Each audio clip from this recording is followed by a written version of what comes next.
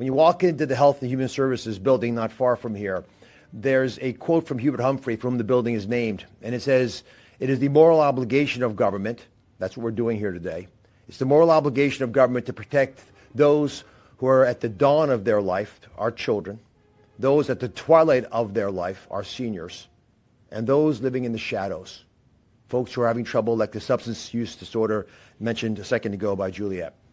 I want to applaud all of the agencies that collaborated today, because when President Trump signed the executive order on fraud, waste, and abuse, a pledge to crush this reality, this is exactly what he had in mind. At Health and Human Services, under leadership of Secretary Kennedy, we have strived to break down barriers and silos in every way possible. What you're witnessing on stage today is exactly that.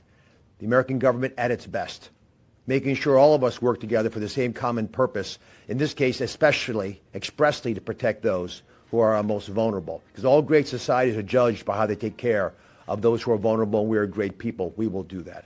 So to the OIG, the DOJ, who's hosting us, the FBI, DEA, and other agencies that were engaged. And let me ask Kim standing in the back. Kim Grant runs, Chief Operating Officer and Deputy Administrator at CMS. She runs the fraud unit, and I'll speak about some of the work she and her team have been doing in my comments today.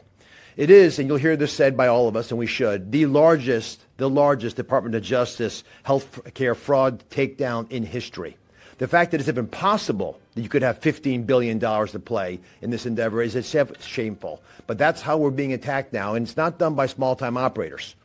As you're hearing about and you will read about, these are organized syndicates who are designing to hurt America. And why do they hurt our healthcare system? Well, CMS is probably the largest target of all, responsible for about $1.7 trillion of disbursements. So it's a big target on our side. And they can pierce the veil of protection by just getting identifier numbers from our seniors or Medicaid recipients or others, and thus use those tools, use you, the American people, to hurt us. What we're doing today is changing the paradigm. Not just going after bad guys and putting them behind bars, but actually getting ahead of these schemes so the money never leaves our bank account. Because by the time we find out that these criminals have stolen and the money has left the building, it's already offshore somewhere in some foreign country's vaults where foreign leaders are rejoicing in the fact they took advantage of the American people. That's why we use the word crushing fraud, waste, and abuse. Because this is not just a nice thing to do in an accounting pickup that we can claw back money. It doesn't happen that easily. And this is a modern era. There are modern tools being used to attack us, and we need even more modern ways, including AI, which I'll speak about in a second, to take them down.